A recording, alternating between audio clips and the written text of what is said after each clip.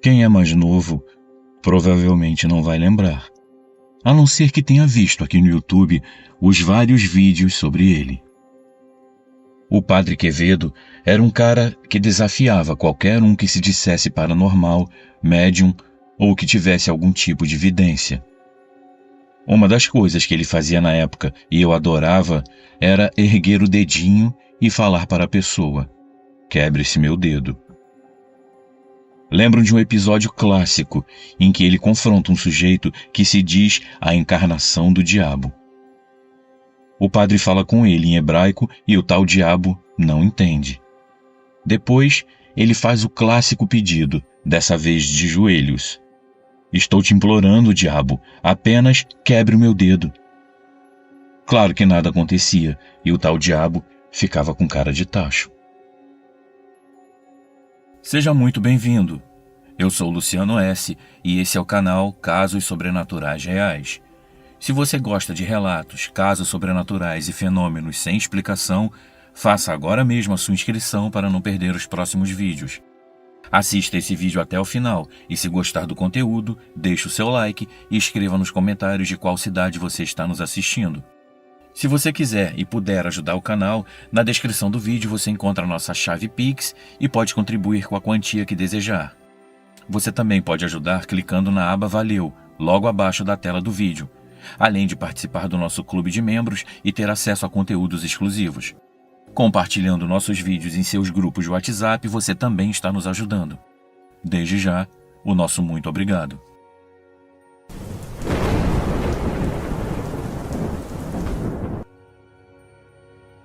Olá, meus amigos.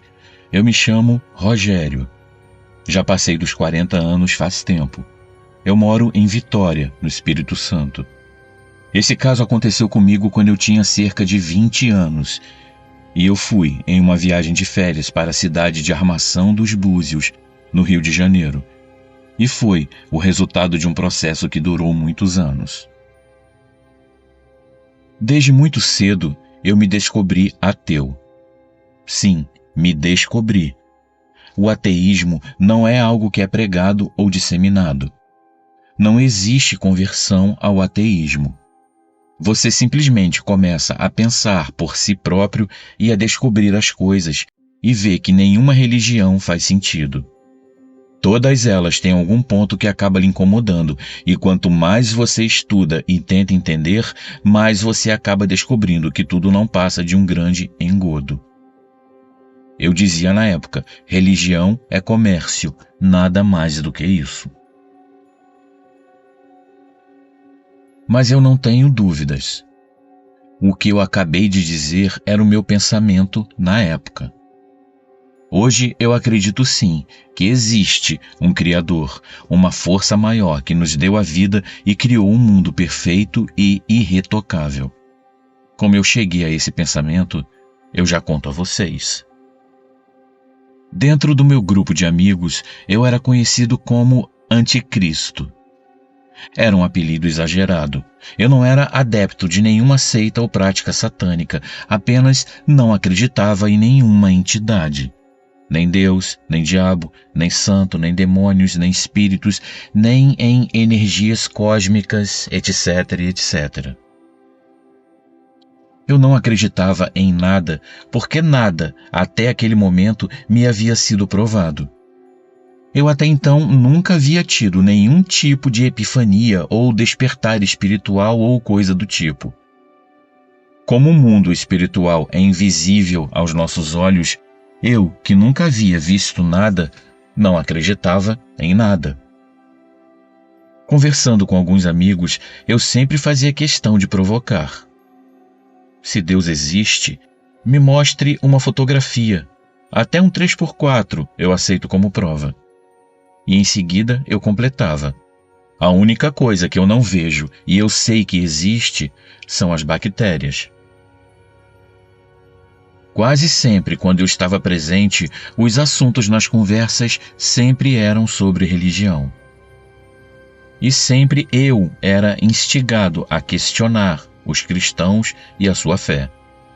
Isso me trouxe alguns problemas. Muitas pessoas não estão prontas para ouvir uma pessoa sem fé falando. Isso é algo que causa um profundo incômodo. Eu já ouvi coisas do tipo: tomara que Deus ponha um câncer no seu rabo para você saber o que é sofrimento. Ou ainda, tomara que a sua mãe morra e você fique sozinho no mundo passando fome para aprender a respeitar a Deus. Eu, nessa época, usava esse tipo de ataque para questionar a fé de quem a dizia. Amai-vos uns aos outros, pelo visto, não é um mandamento que significa muita coisa para você, não é verdade? Eu hoje entendo que com a fé alheia não se brinca, se respeita. Seja ela qual for, toda manifestação de fé merece respeito, porque em muitos casos, quando tudo parece estar dando errado, é a fé que mantém as pessoas de pé. Nas tribulações que a gente passa na vida, a fé é muito mais do que uma muleta. Ela é a base de sustentação que nos dá força para continuar caminhando. E eu, se soubesse disso na época, teria evitado magoar tantas pessoas com a minha falta de sensibilidade e a minha ignorância. Mas o caso é que a melhor forma de se aprender, ao menos na minha opinião, é errando. E eu hoje, se pudesse, pediria desculpas a cada pessoa, uma a uma, a qual eu feri com a minha ignorância. Uma das situações que eu mais me lembro foi quando, no colégio, nós fomos assistir o filme A Lista de Schindler, com a tarefa de fazer uma redação que serviria como base para a nossa avaliação final. Estávamos praticamente a turma toda reunida em um grande círculo na porta do cinema após o filme e o professor perguntou qual era, na nossa opinião, a mensagem principal do filme. E eu prontamente levantei a mão. Eu disse: para mim, o filme só tem uma única mensagem. Jamais confie em Deus, porque Ele é um grande filho da mãe que não se importa com ninguém. A minha frase, além de chocar a turma inteira e o professor, ainda chamou a atenção de algumas pessoas que estavam na fila para a próxima sessão e de outras pessoas que passavam pelo local. O professor, que era muito católico, tentou não se deixar levar pelo choque inicial e me pediu para desenvolver o meu pensamento. E eu então continuei. Um prisioneiro de um desses campos de concentração escreveu em uma parede: se Deus existe, ele vai ter que implorar de joelhos pelo meu perdão. Após dizer isso, eu fiquei observando o silêncio que se fez ao redor. Eu andava em um terreno minado. Eu desafiava a Deus a todo momento, como se ele precisasse me provar alguma coisa. O professor encerrou aquela discussão dizendo que o que estava em discussão ali era o aspecto histórico do filme e que a abordagem era o Holocausto e o nazismo, e não a questão da religiosidade. Mas na minha cabeça, a pergunta que ficou durante todo o filme foi: se Deus existe, por que existiu o nazismo? Eu não me importava e nem queria respostas. Eu queria mesmo era causar polêmica. E então, nesse meio tempo, durante o Fantástico, eu tomei conhecimento daquele que dentro em pouco tempo se tornaria o meu guru, o Padre Quevedo. Ele, ao meu ver, apesar de padre, era o maior ateu que eu até então já havia conhecido.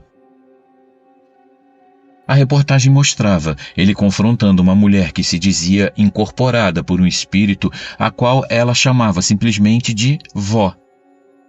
A mulher em transe dizia que curava qualquer enfermidade ou doença grave e ele prontamente emendou: curandeirismo é exercício ilegal da medicina, é crime e da cadeia. Então a mulher insistiu, dizendo que não era curandeira e que apenas tinha o poder de acabar com qualquer doença. Ele então levantou seu dedo mindinho e falou a sua frase clássica: se você tem poder, use esse poder para dobrar esse meu dedo. Aí a mulher começou a perder o controle e a amaldiçoar o padre, dizendo que ele era o próprio diabo. O padre riu e então perguntou o que ele tinha no bolso esquerdo. A mulher gaguejou um pouco e disse que não ia dizer. Aí o padre, dando risada, completou: claro, não vai dizer porque não sabe.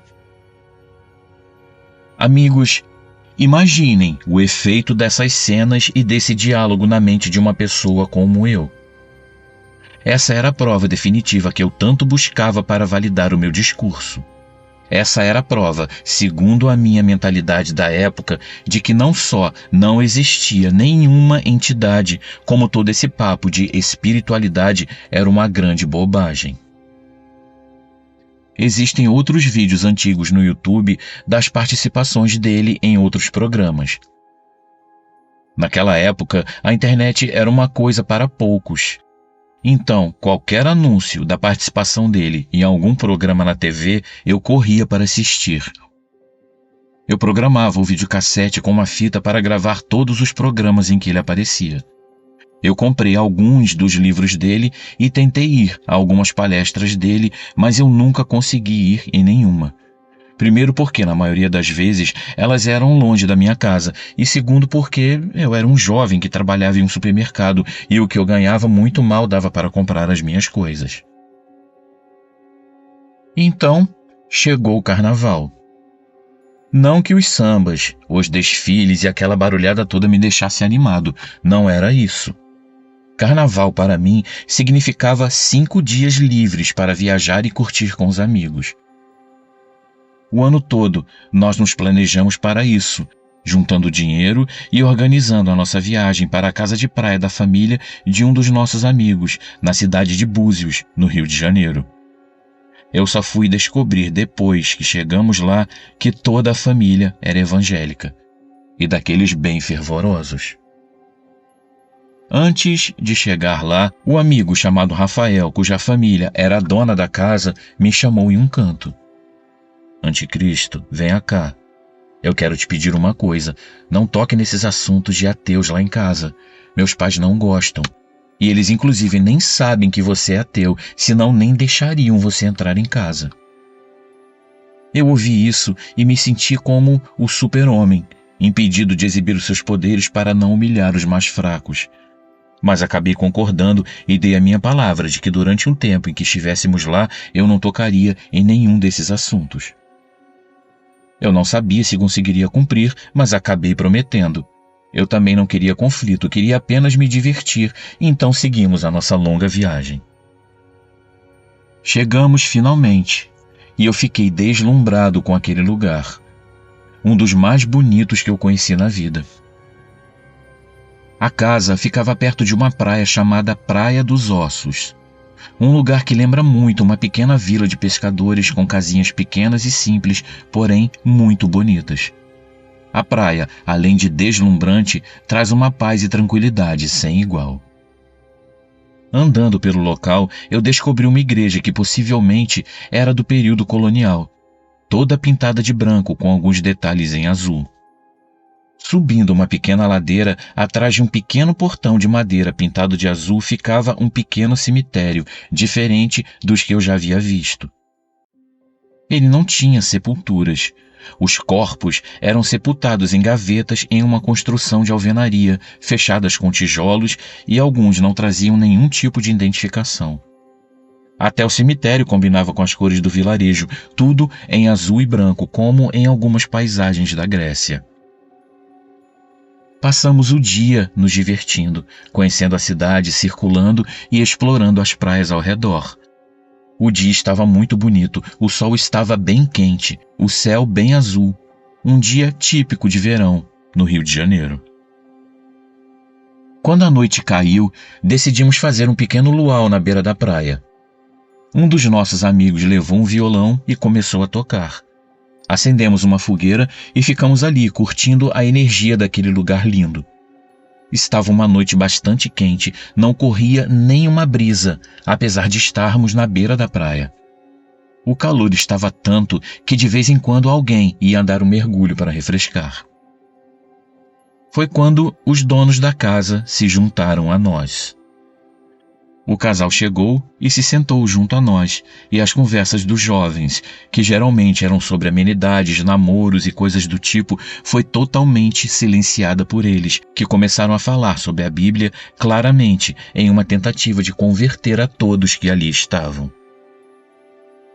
Uma noite, até então agradável, acabou se tornando uma espécie de palestra sobre o jeito certo que os jovens devem se comportar, o celibato, o pecado, o cuidado que precisávamos ter até com os nossos pensamentos, pois, segundo as palavras deles, ali era a porta de entrada do diabo. Aquilo estava me deixando cada vez mais desconfortável. Algumas pessoas, já sabendo das minhas ideias a respeito da religião, começavam a ficar inquietas, temendo que eu explodisse a qualquer momento. Na verdade, não era o teor da conversa que me incomodava, e sim o fato de que eu havia guardado dinheiro e me planejado durante o ano todo para me divertir e não para ficar ali sentado, sendo apontado como um pecador sujo porque uma cobra falante fez uma mulher idiota comer uma maçã estragada. Então, chegou uma hora que eu não aguentei mais.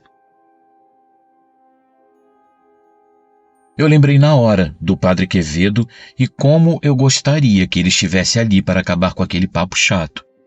Então eu comecei a falar e eu pude ver quando quase todo mundo balançou a cabeça como se dissessem: agora acabou-se o nosso feriado. Gente, nem vocês e nem ninguém pode afirmar que Deus existe de verdade. O que vocês podem dizer e afirmar é que vocês acreditam que Deus existe. Não se pode afirmar que existe um Deus, nem vocês e nem ninguém nesse mundo, porque ninguém nunca o viu. Fez-se um silêncio ensurdecedor entre todos. A mãe do meu amigo foi quem disse: não é preciso que algo seja mostrado a você para que você acredite em sua existência. Você pode sentir no seu coração. Você não vê o vento, mas você sente ele. Você sabe que ele existe porque você sente ele passando por você. Então eu peguei um pedaço de papel que estava por perto e o pus próximo às minhas pernas. A diferença, minha senhora, é que esse vento que ninguém vê pode mexer esse papelzinho aqui. Agora peça para o seu Deus movê-lo e vamos ver se o papelzinho sai do lugar. Eu ouvi uma das pessoas do grupo me pedir bem baixinho: para com isso, cara. Como o papelzinho não se mexeu, e eu sabendo que ele poderia, por causa do vento, o cobri com um copo, e disse: a fé move montanhas, mas não pode mover um papelzinho. Eu queria que alguém estivesse filmando aquele momento. Na minha cabeça, eu estava em um momento de glória. Eu estava ali para desmascarar toda a farsa da religiosidade e mostrar para todos o quanto a ideia de um Deus criador era uma narrativa forjada e fabricada apenas com o intuito de escravizar a mente dos homens. Foi quando eu olhei para dentro do copo e eu vi o papel dar um pequeno salto. Por essa eu não esperava. Caiu por terra toda a credibilidade que eu tinha perante os meus amigos, além de eu mesmo duvidar de todas as certezas que eu tinha na vida. O pai do meu amigo então disse: provai e vede como o Senhor é bom. Precisa de mais alguma prova, jovem? Claro que eu não ia me dar por vencido assim tão fácil. Argumentei que aquilo poderia ter sido provocado por estática, chutando que ninguém soubesse o que era isso, já que eu mesmo não sabia. Disse que alguém deveria ter mexido no papel por debaixo da areia da praia, que era bem fofa. Disse que o copo deveria ter algum furo. Enfim, eu fui vomitando possibilidades para encobrir a vergonha que eu estava sentindo. A essa altura já estavam todos rindo da minha cara.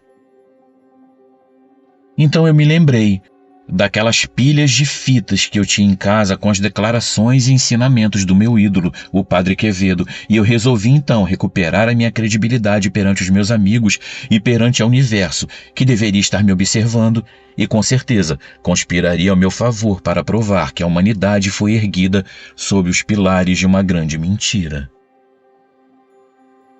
Eu ergui o dedo mindinho da minha mão esquerda e, com um olhar triunfante e magnânimo, eu disse: pede para Deus então quebrar esse meu dedinho. Você, amigo, que está vendo esse vídeo, olhe agora para o seu dedo mindinho. Note que ao longo dele existem 3 linhas. Uma no começo do dedo, marcando o fim da mão e o início do dedo em si, e mais 2 linhas acima. Eu estava olhando para essas mesmas linhas e eu vi com os meus próprios olhos e, claro, senti na carne quando essas linhas marcaram onde meu dedinho foi quebrado em 3 partes. A primeira parte do dedo que fica no topo dessa linha foi quebrada para trás. A segunda linha foi quebrada jogando a carne para frente, enquanto a última fez o dedo ficar pendurado, preso à mão, apenas por uma fina camada de carne bem frágil. Eu não sei o que foi maior. Se foi o assombro de Deus ter me dado exatamente a prova que eu pedi, ou se foi a dor lancinante que me fez gritar com tanta força a ponto de perder a voz e ficar rouco por 3 dias. Ao contrário do que eu achei que aconteceria, ninguém riu.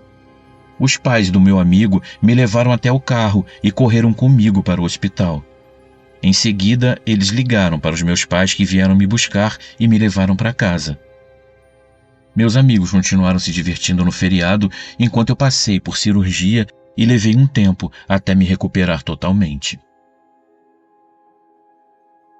De lá para cá, eu tive muito tempo para entender o que aconteceu e a maior lição que eu tirei desse episódio é que devemos ter cuidado ao brincar ou desafiar forças que não conhecemos. O padre fazia isso porque ele estudou muito e tinha conhecimento de até onde ele poderia ir.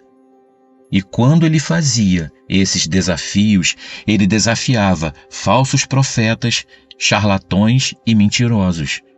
Ele nunca desafiou a Deus dessa forma, coisa que eu, em minha ignorância e ingenuidade, acreditei que pudesse fazer.